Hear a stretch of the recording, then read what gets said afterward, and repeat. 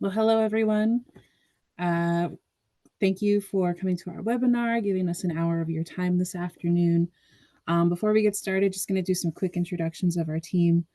I'll go first. I'm Petu Washtemi Dakuyapi, Chante Washtea Nape Chiziapi, Tawanchi Washdewi Machiapi, Sichongu Makoche Mapaha, Ina Shagram, Ichiapi Naate Fred Moore Ichiapi. My name is Karen Moore. My Lakota name is Good Hearted Woman. I am from the Rosebud Reservation, currently living on the Rosebud Reservation in South Central South Dakota. Great to be here with you again today. And yeah, I'm going to pass it on to other members of my team. So, first person I see is April. If you would like to introduce yourself. Hello, everybody. My name is April Lynott. I am the STEM integration lead for NASA's Aeronautics Research Mission Directorate, and I'm looking forward to talking with you today. We have a lot of great things to cover. I will be talking with you a little bit about some tips and tricks and things to think about when preparing a resume for both NASA and just anytime you need to create one. So looking forward to it. Thanks, everybody. Gretchen, would you like to be next? Hi, everyone. My name is Gretchen Edwards Bodmer. I am in Virginia near Langley, NASA Langley Research Center. And I'm going to be talking to you today about opportunities to get involved in student competitions as another way to enhance your resume and your experience and your connection to NASA. So if you're looking forward to future opportunities with NASA, this is a great way to get your foot in the door. So Jaleesa, you're next one, I see. Thank you, Gretchen. Hi, my name is Jaleesa Thomas. I am one of the specialists for NASA's Office of STEM Engagement Internship Program. I specifically work with NASA MURIP, which stands for Minority University Research and Education Project. And I'll be talking to you a little bit more about a very high-level overview of the OSTEM internships program. And I think, is that Dan? Hi, all. I'm Dan Levy. I work for the NASA's Office of the Chief Human Capital Officer. I will be talking to you about Pathways, the Pathways internship program, how to apply, application tips, and more. Cool. And then one person who's not presenting but is here in support is Caroline Montgomery, who I saw just pop up.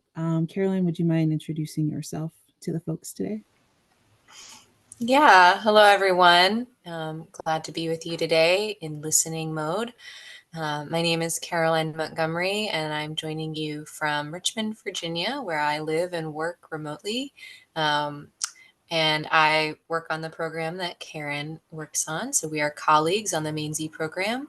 And I know that all of these folks have some really great things to share with you today. So I will leave it there, but very, very happy to be here with you all and with AISES.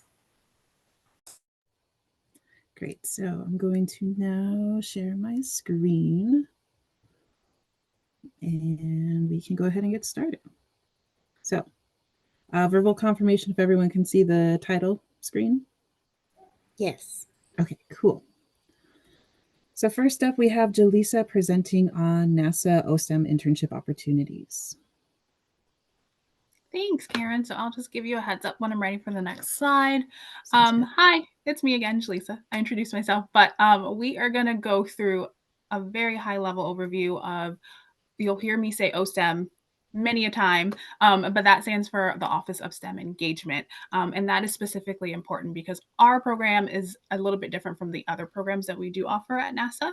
And so we'll go through relatively quickly because we have a lot to cover today. But I will definitely leave some resources for you so that you can reach out if you guys do have any questions. So we can go ahead and go to the next slide. Thank you. So here's a map of all of NASA's centers and field sites. We like you to see where we are. We're all over the country. But the good thing about NASA is that you don't have to be right next door to a center in order to engage and participate in fun projects and things like that at NASA. specifically for our program, it is important for you to know where each center is, because I mean, whether you're working remotely or hybrid or on site, you might need to travel. And so that's just something that you want to take into consideration when you are applying for our opportunities. Next slide, please. So here we have our center specialties. Of course, this is important for you to kind of gravitate towards a specific center if you're interested. But like I said, you can apply for really any opportunity that is at any center as far as OSTEM internships. So next slide, please. So again, OSTEM stands for the Office of STEM Engagement. So a little bit about what our program does, what we provide for you. We do have semester-long projects, so they do coincide with typical university semesters, but it kind of just depends on what you're available for. But we do have projects available in spring, summer, and fall every single year. And so we are constantly recruiting. There are always opportunities available on our website, which I'll talk about in just a minute. But you'll see here that we have hands-on experiences working with NASA projects and mentors. So as a NASA intern, you are not just running around. You shouldn't be at all running around getting coffee for anyone. You are actually participating in real NASA research with real scientists and real researchers. And the thing I love about that as well, our team, we are the specialists as far as the program and running the program and helping our mentors kind of navigate it. They are the ones that are actually selecting you. So it is not us sending a list to mentors and they don't know anything about your profile. No, they are the ones looking at your resumes, your applications, your transcripts, and they are the ones picking you to work side by side with them on their projects. As I mentioned earlier, we do offer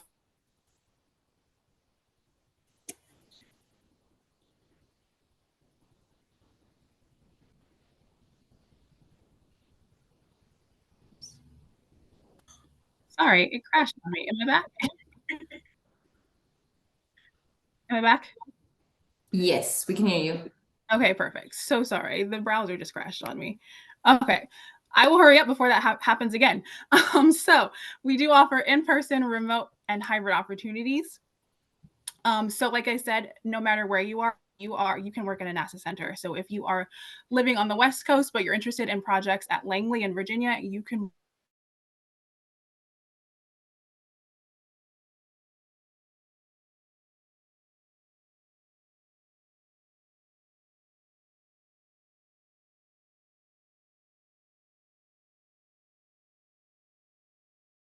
project and the work you're doing with your mentor is the most important part of what you're doing during your internship. We also want you to have fun with one another. And we want you to also be getting, professional development. We do have professional development week in which we offer mock interview tips, resume tips, all the things. And so we want to make sure that when you leave your internship, no matter where you go, you are able to take something for your professional career from your internship. Next slide, please. So here are our program requirements. You do have to be a U.S. citizen for OSTEM internships. That is not the case for all of the OSTEM opportunities at NASA, but specifically for OSTEM internships, you do have to be a U.S. citizen. You must be 16.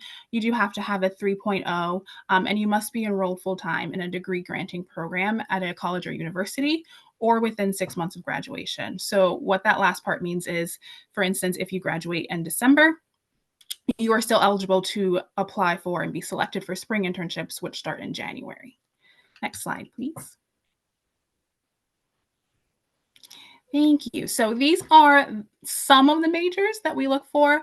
A lot of it depends, of course, on the project needs and what is available for each semester. So you'll definitely want to keep looking at the opportunities we have available. But the main idea is that even though we are in the Office of STEM Engagement, you don't have to be a STEM major to intern with us. We have opportunities for HR, graphic design, public affairs, all types of majors. And so definitely if you see something you're interested in, apply for it. Don't let anything hold you back, for sure. And then of course, at the bottom, these are some skills that we routinely see when we place interns. but they are not required. You'll see in the projects opportunities a list of skills that are preferred or that could help you navigate the internship a little better, but a lot of these skills you're also learning while you're interning. So we definitely prep our mentors to know that you're not hiring an employee. This is an intern. They're learning. And so these skills are not required. Next slide, please. Thank you. So if you remember nothing else from what I'm saying here in this presentation, you're going to want to remember intern.nasa.gov. That is where you're going to find all the information that I'm going through right now, and also where you'll find our opportunities. So you'll see in the red circle at the bottom, it says explore the projects. I think they changed it to explore opportunities now. But anyway, it's the same button. You'll just click it and you'll see a list of projects over to the right. It's a little bit tiny, but when you get there, you'll be able to see it. It's pretty easy to navigate. And then you can filter for region, you can filter for internships and all the opportunities that OSIM offers. But specifically for internships, you're going to want to look for that picture that is next to each of those opportunities on the right. And that is where you're going to find our internships.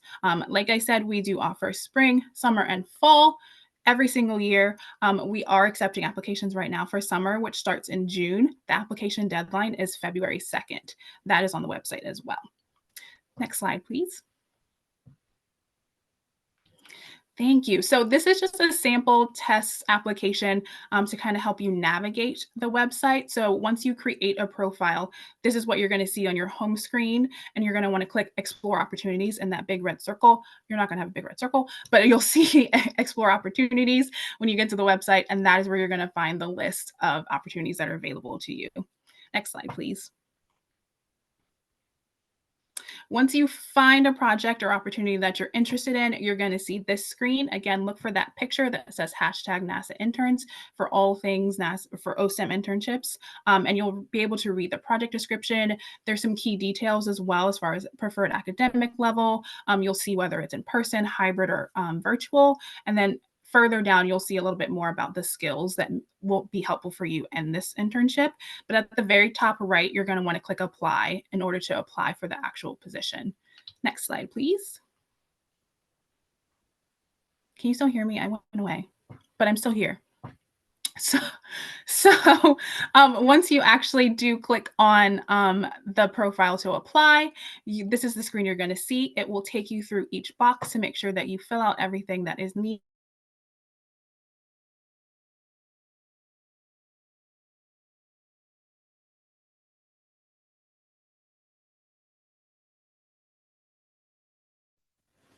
Sorry, it happened again.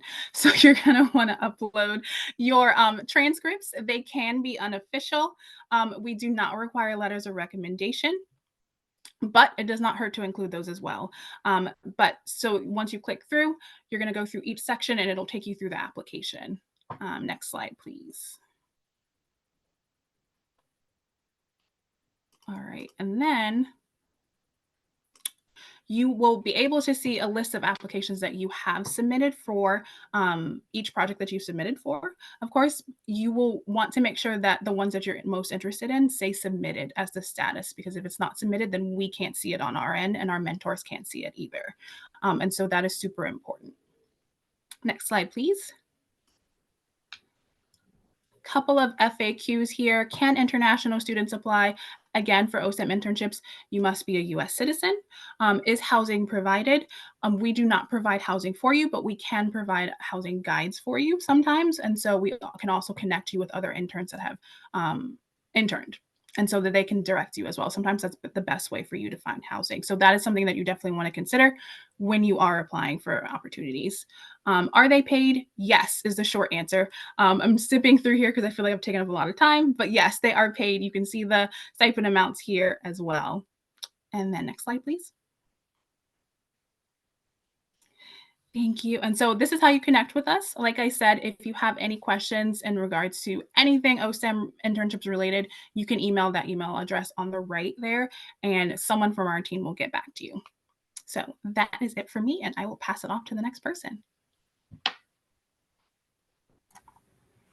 Hello, that's me. Again, I'm Gretchen Edwards Bodmer, and I am going to be talking to you today about some of the many wonderful student competitions and challenges, and these are offered through the Office of STEM Engagement.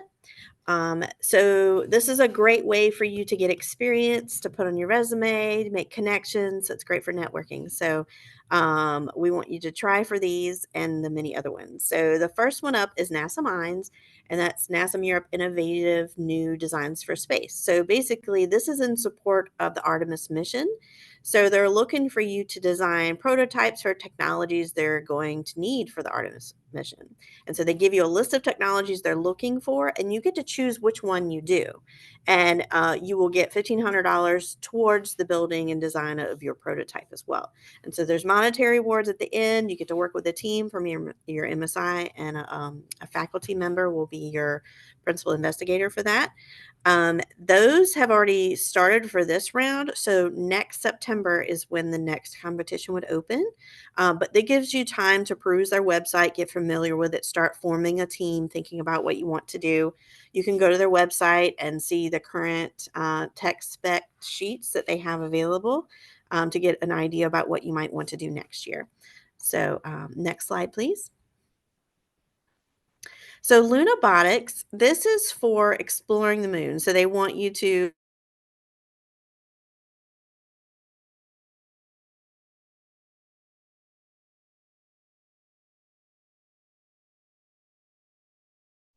Am I back?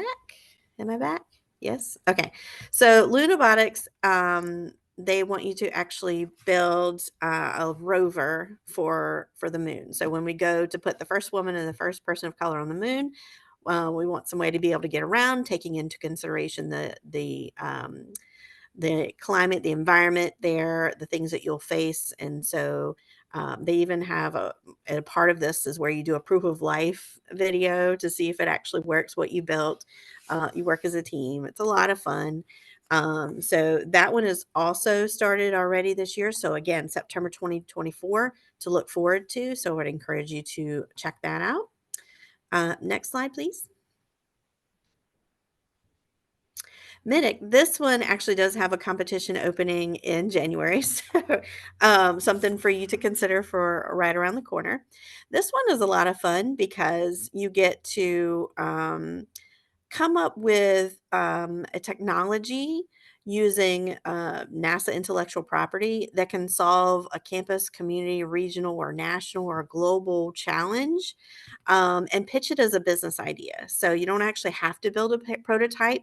You're doing your research with your interdisciplinary team, whether they be engineers or mathematicians, or maybe they're in graphic design, maybe they're in psychology, maybe they're in promotion. So it's interdisciplinary. There is a top prize of $20,000. You get to go to Johnson Space Center. You get to go to Ames if you win. And it's offered twice a year. The next one's coming up in January. So January 3rd, I think, is when it opens. So be sure to check that out. No experience necessary. It's a lot of fun. Next slide, please. Okay, this one I got to experience this past year. First Nations launch, where teams from tribal college universities, Native American serving non-tribal institutions, and schools with AISES chapters get to design, build, and launch a high-powered rocket in Wisconsin. So it's a lot of fun. There's lots of community with this one as well, which is great. Even the folks that were brand new to the competition, the other folks lended them a hand, which was it was great to see. And just to get to see the rockets launch is pretty amazing too. And everybody was able to launch, and there was even a team of pre-service teachers, and they were able to do the whole competition and launch, and we're going to go back and tell their students that they can do hard things too. So it was really cool. So that one, you still have opportunity to sign up for that one by December 18th. So check out that. There's a QR code if you can scan that. Next slide. I think I have one more. So NCOS is for community colleges only, And this is a great opportunity that starts actually this time of year. So you have until December 11th, I think is the deadline. And there's 3 different rounds. So the first, you'll apply now, get into that competition and do the discover part. It's about 5 weeks to self-paced online. Then you go into the explore section later on. You'll do an educational simulation. And then the third round is you participate in an engineering design challenge. So it's a lot of fun. It's just for community college students. So these are just some of the wonderful ways that you can get competition or experience through competitions. And we hope you will check out the OSTEM website for more opportunities. And we hope to see you there. Thank you. Passing on to the next. Thanks, Gretchen. Hi, everybody. Once again, my name is April Lynott. I forgot to mention before that I do work out of NASA headquarters, but I live here in Colorado, so I do work remotely, much like some of my colleagues do. One of the great things about being a part of NASA is that we work all over the place, and a lot of our technology and our teamwork allows us to live in various locations and still work with one another. So I encourage you to think about that because you don't necessarily have to move where a NASA center is, depending on what your job is. So NASA is a possibility for lots of different things. So as I mentioned, I'm going to talk to you a little bit about creating what I call a stellar resume. So things to think about as you're writing a resume. I don't know if you have one yet or not, but there's always room to keep working on your resume and to make it stand out and to make it uniquely you. So if you can go to the next slide, please, I'll talk about, first of all, why you want a resume. And so selfishly, I love being a part of NASA. I love working at NASA. And what I really love is that I grew up in a tiny little town. Nobody else, I never knew anybody who worked at NASA. I didn't think that was something that I could do. I'm not an engineer. I'm not a pilot. I'm not an astronaut. But what I've come to find over the years and with what I do is that really, no matter what you're interested, there is something for you to do at NASA. So if you're interested in being a part of us, there's a place for everyone in every interest and skill level. So yes, we do have pilots, we have astronauts, we have engineers, but we have communications people, we have HR people, we need lawyers, we need public relations and outreach. On my team, I work with our graphic design people, our videographer, our social media lead. We have writers on staff. So lots and lots of different people that do all kinds of great things. So basically picture yourself and what you love to do. And there's some sort of interest and there's some sort of place for you at NASA. So go ahead to the next level, the next slide, the next level, sorry. So how do you write that resume? So here's some good and bad news, I guess, about writing a resume in the first place. In the HR world, and if you take a look at how to write a great resume, really the statistics show that the very first glance at your resume, people look at it for about 6 seconds. To me, that's staggering. You spend all this time building a resume, you're pouring out your entire life, and somebody's going to glance at it for 6 seconds and decide what pile it's going to go into. So is this a resume that might get a second look and that we're going to look deeper, or is this something that might not be a good fit? That's not a lot of time. So what does that mean? Don't get too upset about that. You just really need to make sure that your first impression is a good one. And to do that, things that you have to think about are things like knowing your audience. Who are you writing your resume for? So if you're writing a resume for NASA, think about NASA and what NASA might want to see, right? If you're writing a resume for someone else, you need to adjust that accordingly as well, too. To do that, you need to take a little bit of time to find out who you're writing your resume for. You shouldn't have one resume that fits every single thing you apply for. So if you're writing for something for NASA, you're going to have your NASA resume, right? You're going to take your basic resume. So have a basic resume. You're going to adjust it to fit NASA, and then you're going to adjust it again if you apply for something else, right?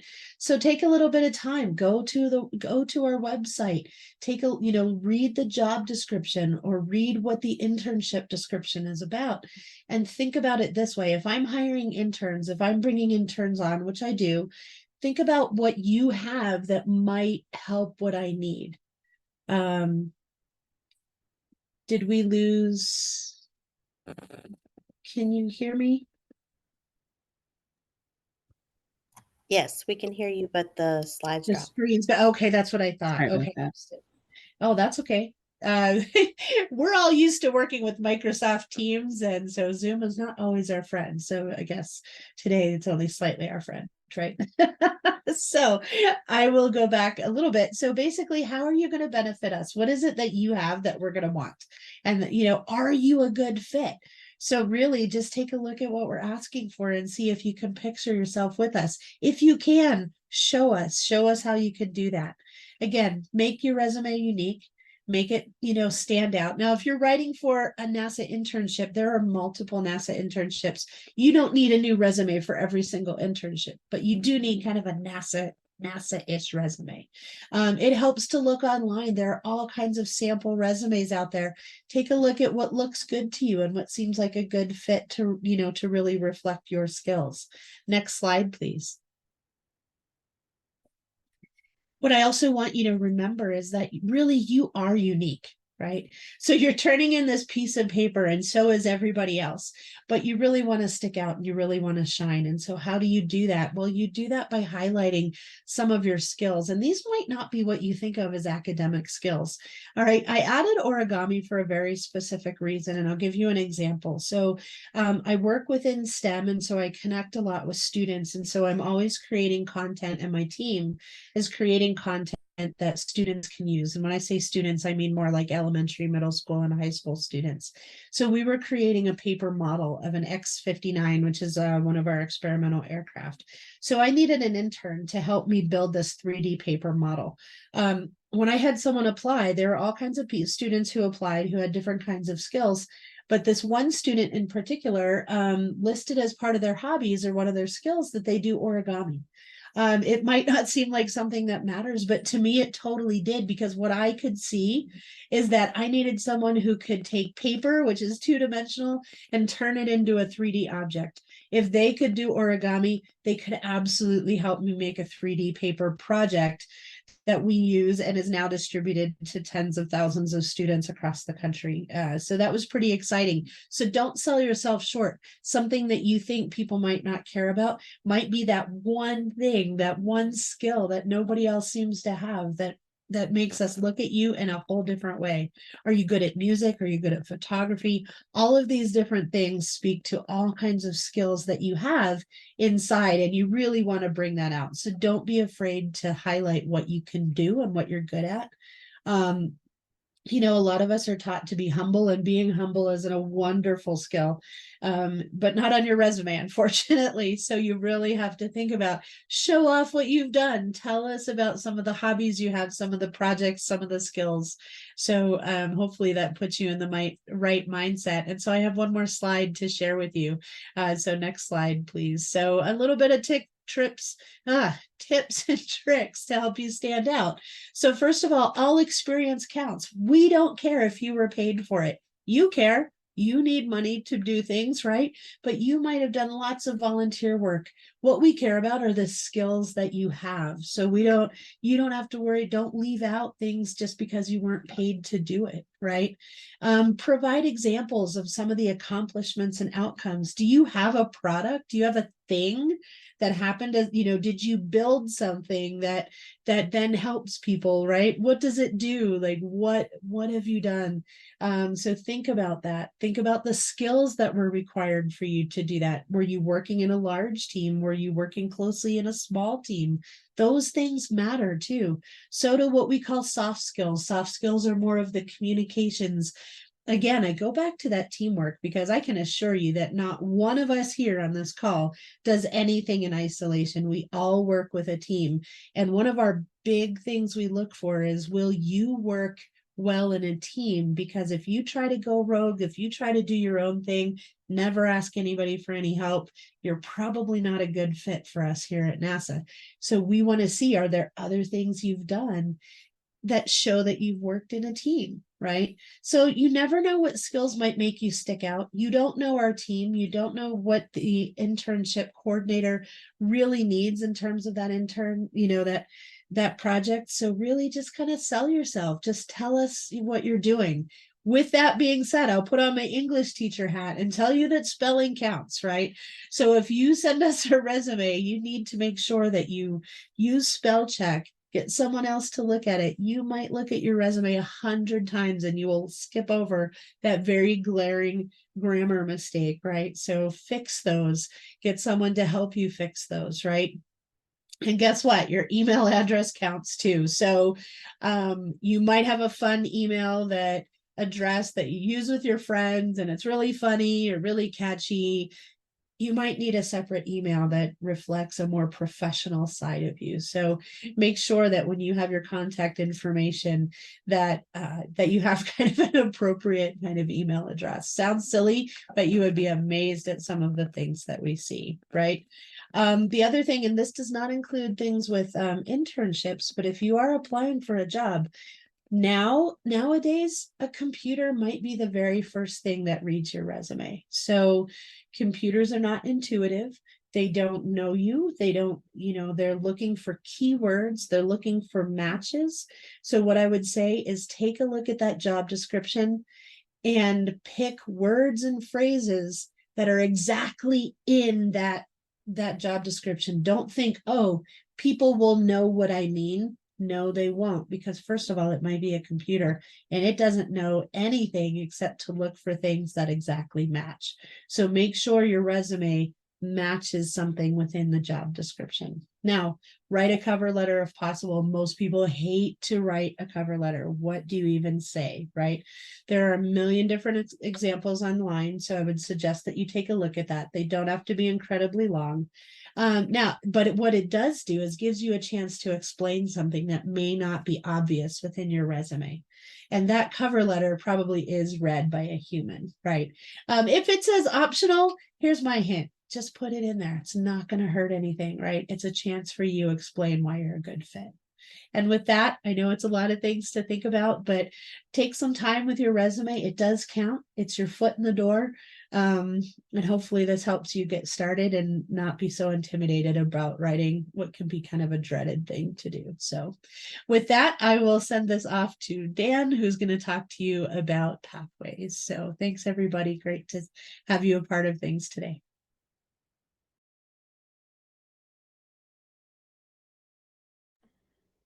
Hi, all. Just a reminder that I am Dan Levy, and I'm going to talk to you a little bit about the Pathways program and how to apply.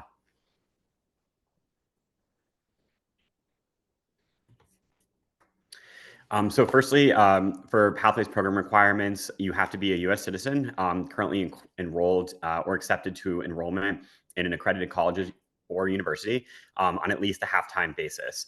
And you can check, there's links, that make sure that your school is accredited. You also have to maintain a cumulative GPA of 2.9 or higher on a 4.0 scale. And then the most important piece really is that you have to be able to complete at least 640 hours of Pathways work experience prior to completing your degree requirements if you get into the program. So a few benefits of the Pathways internship program, much like the OSTEM program, it provides meaningful work, continuous learning, and mentorship. One of the highlights of Pathways is that it is eligible to conversion to a full-time employment after completion of the program and your degree requirements. So it's pretty great that, at the end of your program, you work with your hiring manager to be converted into a full-time civil servant at NASA. You're also eligible for awards during your time there. And which could be like monetary or time off. You also, once you are in the program, are a civil servant, so you'll receive full health insurance benefits, and it can be carried over when you're back at school, which is a huge plus. It includes life insurance, the federal employees retirement system, all of the great kind of government civil benefits, annual leave, and then also paid federal holidays. So firstly, how to apply. Much like our full-time roles, you'll apply for pathways on usajobs.gov.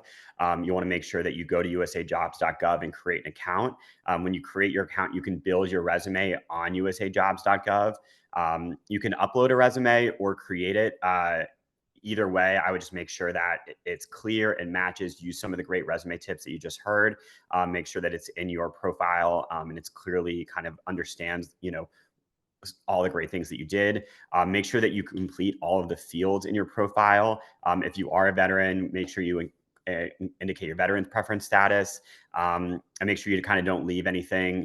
We really want it to be fully fleshed out so you can kind of make sure that your application gets seen. Also, another key piece is you can create an alert so that you receive an email when opportunities match your criteria. So pathways applications open about twice a year. So it's good. You can get started now. Go to usajobs.gov, create your profile, and then be notified when the opportunities open. And then you'll look for announcements that are entitled student trainee. And you could also find those on intern.usajobs.gov. Really, when you're on usajobs.gov, just search like NASA and student or something of that sort, and it should populate pretty easily in the search. And then once you find an opportunity, you'll want to follow the instructions in the how to apply section of the announcement. And there's all sorts of details there. And so the program for us, is, a great way into NASA. It is an awesome, like my colleague said, it is a great place to work. We continually recognized as the best place to work. I think this was our 11th consecutive year. So it's a really awesome, opportunity. There's tons of information on the website. As Jaleesa mentioned, intern.nasa.gov really is your kind of go-to place for all internship information. And there is links to the Pathways website from intern.nasa.gov. And if there's any questions or anything, feel free to reach out to me through Karen. And yeah, I think that's it for me.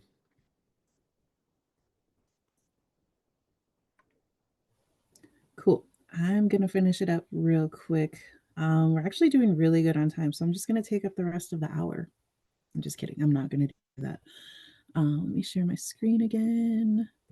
Got a couple of slides. As my colleague Caroline mentioned when we were introducing ourselves at the start of this call, we work for a program called NASA MAINSY, which everybody loves this because MAINSY has an acronym within the acronym. So MAINSY is Minority University Research and Education Project, or MURAP, and that's just the M, for American Indian and Alaska Native STEM engagement. This is our team currently. I am Karen Moore, the student engagement and communication lead. Caroline Montgomery, who introduced herself, is the activity manager. I call her our boss. She hates it, but I call her our boss on the NASA MAINSY team. And then our colleague, Daniela Scalise, does work in the community-based education section of our work.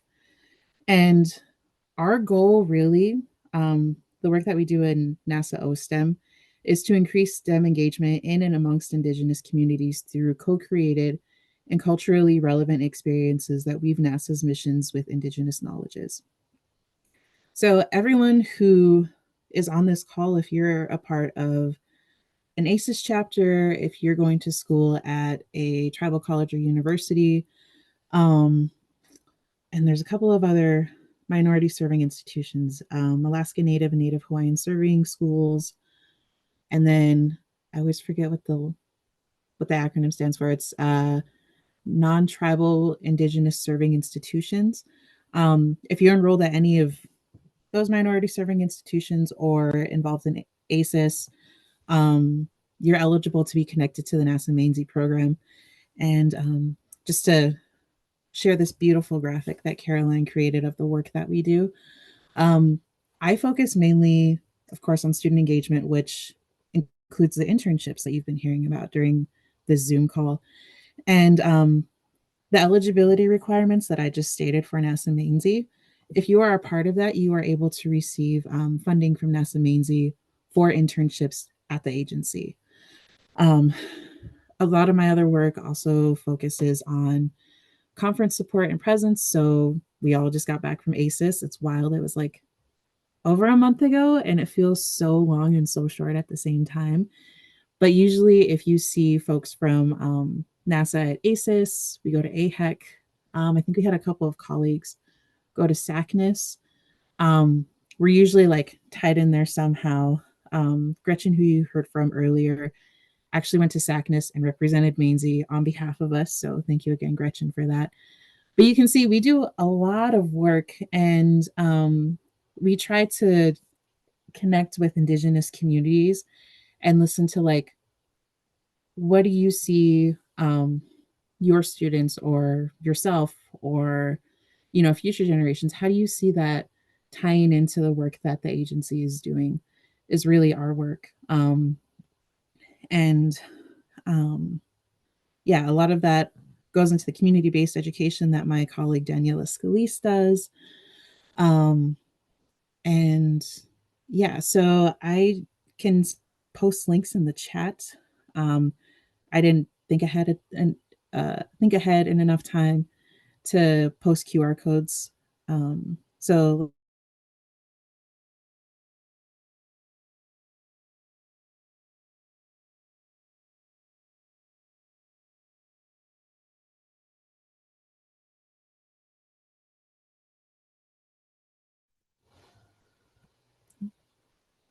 sorry about that, crashed again.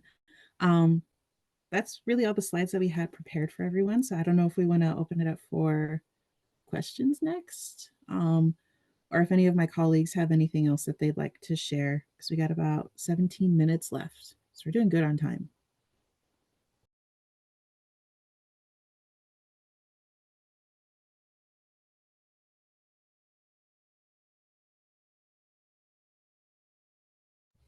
Or if we blew everyone away, that's okay too. I'm just kidding. I think one thing I would just like to add is that, you know, if you have any doubts or reservations about whether you should apply or you're wondering, the quick answer is yes, you should. You should give it a try. Most of us never envisioned ourselves at NASA. You know, we dreamed of it, we wanted to be, but we never thought this would be like, who would want us at, you know, at NASA kind of thing. So the other thing I would also include is for internships and other opportunities. You've probably heard stories about astronauts and other people who might have applied 12 times before they got accepted. So don't be one and done where you submit an application and you're like, oh, didn't get picked, I must not be good enough, and then you move on. You know, it's all about finding that perfect fit for the perfect thing that you want to be a part of. So don't give up. It might take a couple times to try to get in or something like that, but I would say just go for it. Really, that's the only thing you can do. Just jump in and just do it. So I don't know. I see nods from my team, and I think, you know, we've all been there. We've all had those doubts about ourselves. But it's a really exciting place, and it's a really welcoming, family oriented type of place. You know, I have to say, like, I feel supported by my colleagues. I learn a lot every day. There's something I feel that I don't know if I know exactly how to do it, and then someone's there to, you know, to point me in the right direction. So I think there's a lot to do. And there's also a great question in the chat about an internship as a high schooler. So yes, the answer is yes. They do start at 16. I'll let some of my team take that on because it is a little different. And I will say though, most of our high school students who are interns do it in the summer, just because of some of those other, you know, you've got 800 things going on during the week when you're in school. But I'll let some of my more knowledgeable colleagues take that question on. Yeah, I'll jump in. At least for OSTEM, like April said, yeah, most of our high school opportunities are in the summer. So now is the perfect time to be searching for it. We do occasionally have high school students in the fall and spring. They are usually more part-time, but it is an option. But it's never too early to check out opportunities at NASA. So yeah, we are starting to develop a specific high school program for OSTEM internships that's in the works. So definitely keep your eye out for that. But yeah, just ditto what April said. And internships also change every single opening. So if they're, I don't have an intern every single, fall, spring, and summer. I have an intern when I need a specific project done. And that's the same with all of my colleagues. So you might take a look at things for this upcoming summer, and there's a whole list. If you look in the fall, there will be a totally different list of different internships available. So keep checking back and see what new ones pop up, and that goes into not giving up too, because you might apply for one internship, but next go round, there's someone who needs a completely different skill set. So that might be a better fit for you the next time. So just plan on jumping in and maybe applying a few times before you find that right fit. I'd also like to jump in and add that, again, the student competitions and challenges are a great way to get experience. Start your connection with NASA SMEs and folks like us. It's a foot in the door. It really does make a difference. So we were talking about, the volunteer stuff April was talking about, volunteer opportunities. This is just as valuable as that as well. You're learning skills, you're getting experience. That teamwork, because all these are team competitions, is very valuable.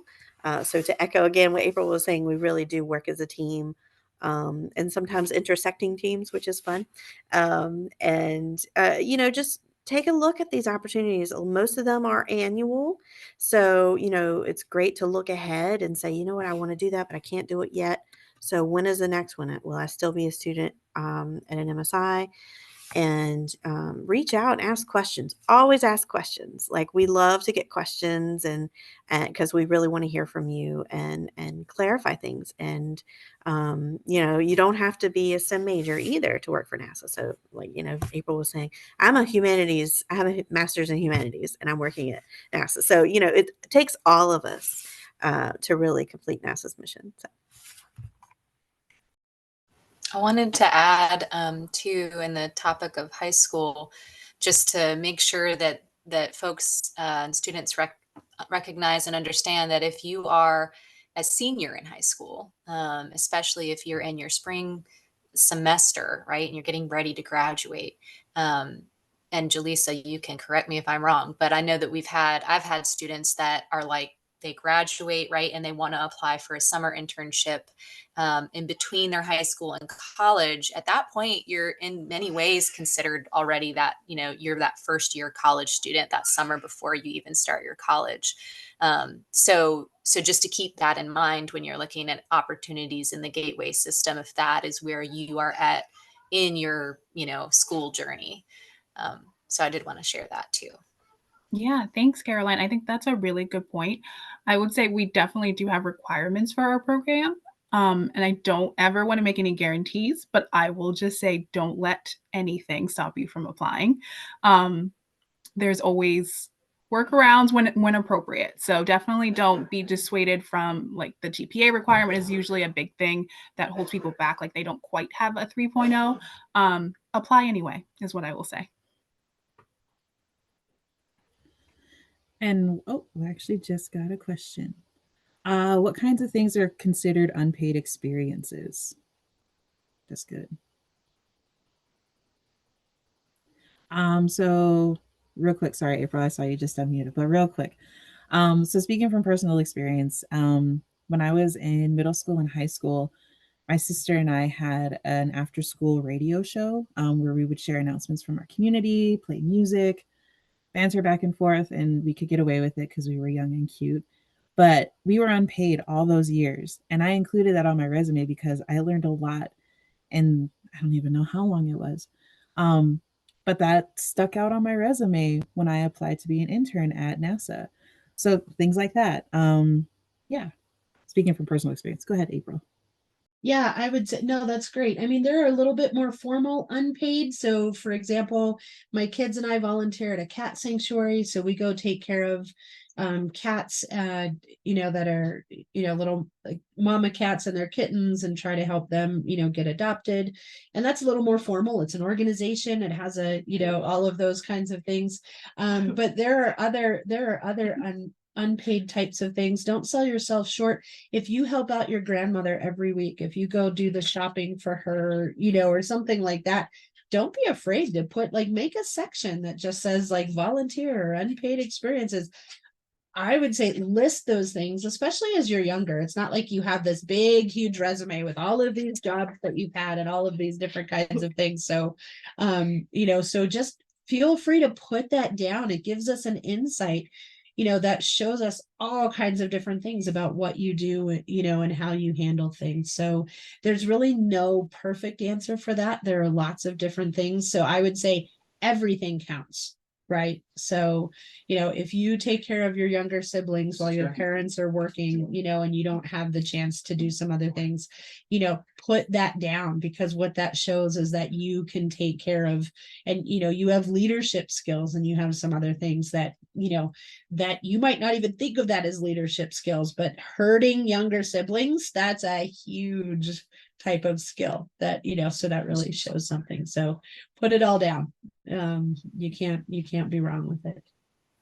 Yeah, I would add too that if you're in high school, let's say, even, and then when you get into college as well, that some other unpaid experience could be clubs that you are in. I know that that's a big thing, or can be in high school and in college. If you're in the band, or if you're in choir or chorus, or you play an instrument, you're probably not getting paid to do that, but that does show. All right. And even if, again, like April has said a couple times, you're applying for an engineering internship or something that's more technical, still putting those other passion areas that you have and that are a part of your life, it really shows that you might be a little more well-rounded. And we know that music too, I mean, it is STEM in a lot of ways, right? Everything is connected, I would say. And don't leave stuff out just because you might think, oh well, they won't care about that, right? So those types of things could be listed as well. Yeah, and I'm so glad Karen shared about the radio experience, because I was the mentor that selected Karen way back when, and that was something I was specifically looking for. No one else had that, and we were doing some audio stories at the time I needed assistance with. And so having that on the resume just elevated it that much further, but it wasn't something we asked for in the opportunity description. So, yeah, hope that helps. I'll add another experience as an example is volunteering on a crisis helpline. So I did that while I was in college, and it showed that I was good in a crisis and communication skills, things like that. So really thinking about any of those opportunities, even now as you're maybe still in college or getting ready to go into, think about that as something to look for, those opportunities that you can get, as you're going to apply over a couple of years. So any of that kind of stuff, it's really great to include.